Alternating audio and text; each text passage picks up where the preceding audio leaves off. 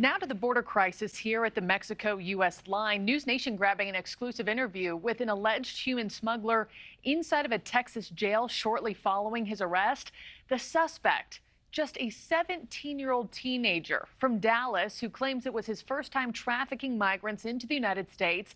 Our Allie Bradley witnessing his arrest live, then getting to sit with him and ask him questions about how the cartel smuggling operation works, how he got involved. She joins us now from Eagle Pass, Texas, near the southern border.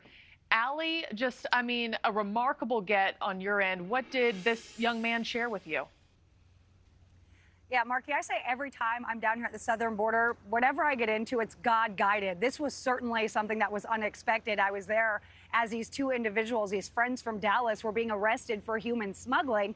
And I spoke exclusively with this 17-year-old kid who was explaining to me how he got looped into this through an ad on social media. We've been reporting that here on NewsNation, so it was interesting to hear him corroborate that. And also, he really gave us some insight and some really eye-opening details about how this web really works into this human smuggling issue down here along the southern border. Take a listen to what he had to say here about how he got involved. I met somebody anonymously. Like on Snapchat, Instagram, WhatsApp? Telegram. I've seen a lot of the ads, right? And it'll be like, clean routes, $5 grand, whatever. Like, is that what, were you responding to like an ad kind of thing? Yeah. Okay, in like a group situation. Yeah. And what were you being offered to move these people? Money. How much? 1,300 for each. So obviously you didn't get paid, right? Or did you? Mm-hmm. So do you only get paid if you get to your destination? Yeah. Where were you bringing him? They didn't tell me yet. Really? It was after, as you pick up the person, then they will tell you where to take them, but then I wasn't with the person long enough to know where to take them. You're obviously impacted by this, and this is going to be something that's on your record, obviously. Mm-hmm. Do you regret it?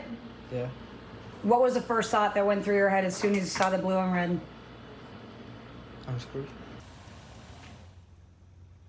And yeah, as I mentioned, it's all God-guided here because I don't believe in coincidence, but I just so happened to be there as this all unfolded. Jonathan Rodriguez and his friends' plot to make money came to a screeching halt when they ran a stop sign. They ended up pulled over literally in the stall next to me at the Stripes gas station in Brackettville.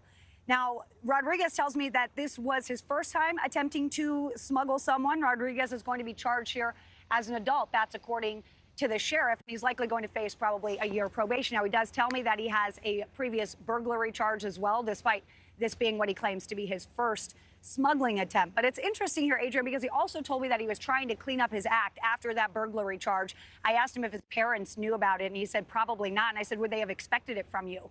And he said he didn't think so because he was trying to get kind of on that straight and narrow. But it's interesting, too, because it was this crazy kind of turn of events here because we saw that. I didn't realize what would happen throughout the day. We ended up on a ride-along with the sheriff, and he got a call and said, hey, that guy that Allie just saw pulled over, we got him back in our custody because we were taking him to Del Rio, and we turned around, and now he's coming back to you. So that's how we were able to sit down with him. It all just kind of lined up. Now, this all comes as Texas is dealing with some new legislation that they're waiting for Governor Abbott's signature on, SB4, a controversial sweeping immigration bill that has already been passed by the legislature. Now, it will allow local law enforcement to arrest people who cross illegally. So that individual in the back of that car, when DPS responded, they could have legally taken him into custody if SB4 were in place.